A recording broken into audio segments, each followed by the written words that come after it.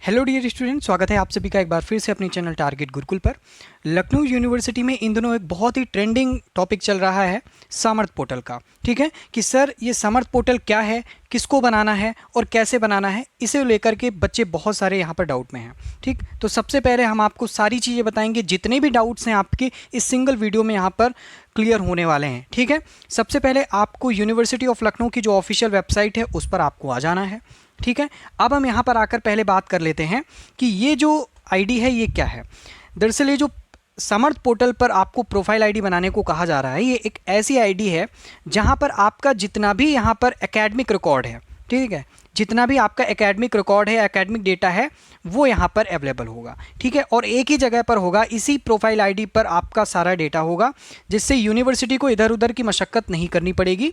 ठीक है, और इसके बिना आप लोग जो एग्ज़ाम फॉर्म है वो भी नहीं भर सकते हैं। ठीक है, तो ये कंपलसरी है। लेकिन अब हम बात करते हैं कि ये किन्हें बनानी है, इसको लेकर के काफ़ी बच्चे डाउट में हैं। कुछ लोग कह रहे हैं कि सर फर्स्ट सेमेस्टर वालों को बनानी है कि नहीं बनानी है। ठीक है, देखिए जितने भी स्टूडेंट यहाँ पर एफिलिएटेड कॉलेज के हैं, ठीक है, जितने भी स्टूडेंट एफिलिएटेड कॉलेज के हैं और वो फर्स्ट सेमेस्टर में हैं, उनको यहाँ पर आईडी ये नहीं बनानी है। ठीक है, उनका जितना भी जो आईडी का मतलब डेटा वगैरह होगा वो एक्सेल सीट के माध्यम से उनका जो कॉलेज होगा वो यूनिवर्सिटी को फॉरवर्ड कर देगा। ठीक है, लेकिन एफिलिएटेड कॉलेज को जो यहाँ पर थर्ड सेमेस्टर के या फिफ्थ सेमेस्टर के, ठीक है, और भी आगे जो भी होंगे, उनको यहाँ पर आईडी बनानी है। केवल फर्स्ट सेमेस्टर वाले स्टूडेंट को जिन्होंने नया एडमिशन लिया है उनको नहीं बनानी है, केवल एफिलिएटेड कॉलेज के स्टूडेंट। ठीक है, लेकिन मेन कैंपस के जितने भी स्टूडेंट हैं, चाहे वो फर्स्ट के हों, चाहे वो थर्ड के हों, चाहे वो फिफ्थ के हों, सबको ये जो है आईडी बनानी है, और इसके आगे भी। ठीक है, यूजी और पीजी के। ठीक है, क्लियर है। अब हम बात करते हैं कि सर यहाँ पर ये आईडी बनानी कैसे है। ठीक, सबसे पहले आपको यहाँ पर एक ऑप्शन दिख रहा होगा लॉगिन का। ठीक, इस पर आकर के आपको यहाँ पर क्लिक करना है। इसके बाद एक ऑप्शन आपको दिखेगा समर्थ स्टूडेंट लॉगिन का, यहाँ पर आकर के आपको क्लिक करना है। जब आप इस पर क्लिक करेंगे तो कुछ इस तरह का इंटरफेस खुल करके आ जाएगा आप सभी के सामने। ठीक, अब यहाँ पर आपको साइन इन करने को बोलेगा, लेकिन साइन इन आपको नहीं करना है, क्योंकि साइन इन से पहले आपको रजिस्ट्रेशन करना है। ठीक है, ये वो लोग साइन इन करेंगे जिसका रजिस्ट्रेशन हो चुका है। अगर आपका रजिस्ट्रेशन नहीं हुआ है तो सबसे पहले आप रजिस्ट्रेशन ही करेंगे, और यही आईडी बनाने का रजिस्ट्रेशन से ही प्रोसेस शुरू होता है। ठीक, तो न्यू रजिस्ट्रेशन का जहाँ ग्रीन कलर के बॉक्स में दिख रहा है, इस पर आपको क्लिक करना है।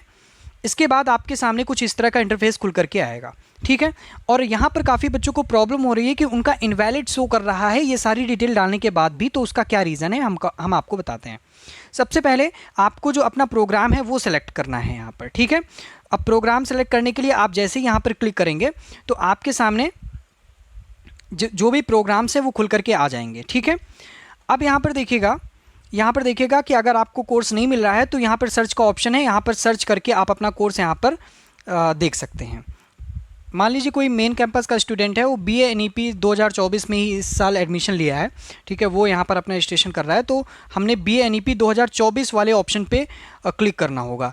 लेकिन जो यहाँ पर थर्ड सेमेस्टर फिफ्थ सेमेस्टर के स्टूडेंट होंगे वो इस वाले ऑप्शन से यहाँ पर आकर के फिल करेंगे। ठीक है, क्योंकि उन्होंने 2024 में एडमिशन नहीं लिया है, ये 2024 में एडमिशन जितने भी न्यूली स्टूडेंट हैं उनके लिए है।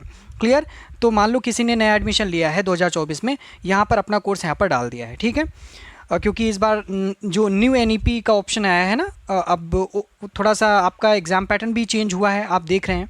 ठीक है, अब यहाँ पर बात करते हैं कि आपको अपना नेम डालना है। ठीक है, यहीं पे दिक्कत आती है, इसी वजह से आपका जो यहाँ पर है रजिस्ट्रेशन करते हैं तो इनवैलिड शो होता है। दरअसल जब आप अपना नाम डाल रहे हो, ठीक है, तो आपका जो फर्स्ट नेम है, ठीक है, और जो लास्ट नेम है, यानी कि जो आपका नेम है और जो आपका सर नेम है, उसके बीच जब आप गैप दें तो 2 का गैप दें। ठीक है, अब एक एग्जाम्पल देता हूँ मैं आपको। मान लीजिए आपका नाम है रोहन यादव। ठीक है, रोहन यादव, तो रोहन लिखने के बाद आपको एक स्पेस देना है, फिर दूसरा स्पेस देना है, तब आपको यादव लिखना है। ठीक है, अब एक एग्जांपल देते हैं। जैसे मान लीजिए कि मेरा ही नाम लिख लीजिए, प्रयागराज मिश्रा। ठीक है, अब हमारा देख रहे हैं कि P प्रयाग, R राज और मिश्रा M। ठीक है, ये आ रहा है।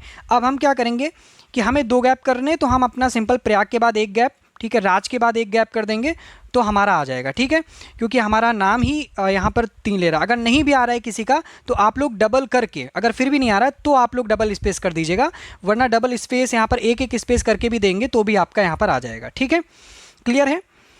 अब यहाँ पर अपना जो नाम होगा डाल देंगे। फिर इसके बाद आपको मोड ऑफ रजिस्ट्रेशन यहाँ पर सेलेक्ट करना है कि क्या मोड आपके रजिस्ट्रेशन का रहेगा, ठीक है। इनरोलमेंट नंबर से आप यहाँ पर कर सकते हैं या फिर एग्जामिनेशन का जो रोल नंबर है वो कर सकते हैं। अब काफ़ी जो नए स्टूडेंट्स हैं उनको प्रॉब्लम हो रही है कि सर हमें ना इनरोलमेंट नंबर मिला है ना एग्जामिनेशन रोल नंबर मिला है, हम कैसे करेंगे। देखिए परेशान नहीं होइएगा, आपको इनरोलमेंट नंबर और एग्जामिनेशन रोल नंबर मिल गया है। कहाँ से मिला है?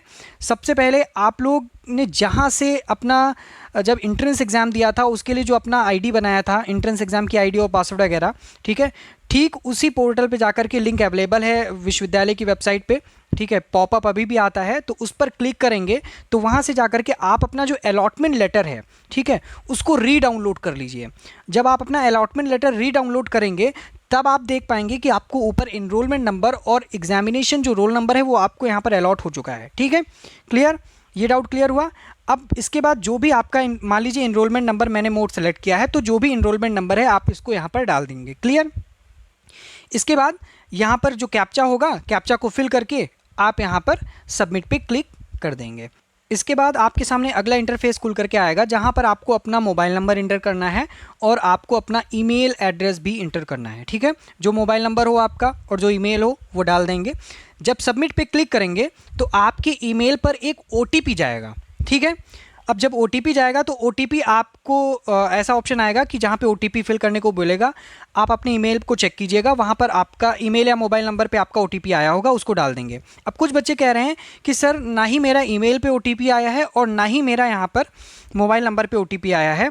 तो मैं आप लोगों को एक चीज़, हो सकता है कि काफ़ी बच्चों में ऐसा हुआ है, चेक कीजिएगा कि जब आपका OTP आप सबमिट पे क्लिक करते हैं OTP भेजने के लिए अपना ईमेल और मोबाइल नंबर डाल करके, तो ईमेल में जा करके अगर आपको नहीं दिख रहा है कि OTP आया है तो ईमेल में आप जब 3 लाइन पे क्लिक करेंगे, ठीक है, जो 3 लाइन होती हैं लेफ़्ट साइड, उस पर क्लिक करेंगे तो आपको एक स्पैम का ऑप्शन दिखेगा, ठीक है। आपको एक स्पैम का ऑप्शन दिखेगा, वहाँ पर देखिएगा जाके क्या वो OTP का मैसेज आया है, ठीक है। अगर नहीं आया है, ठीक है, अगर ये दिक्कत हो रही है तो आपको काम करना है, या फिर भी आपने जहाँ से रजिस्ट्रेशन किया था या और भी कोई प्रॉब्लम हो रही है आपको, तो आपको काम करना है कि आप एफिलिएटेड कॉलेज से हैं या फिर आप अपने मेन कैंपस से हैं, तो जा कर के अपने डिपार्टमेंट में, ठीक है, जा कर के एक एप्लीकेशन देना है और जो भी प्रॉब्लम है बतानी है, वो वहाँ से उसका करेक्शन कर देंगे या करवा देंगे।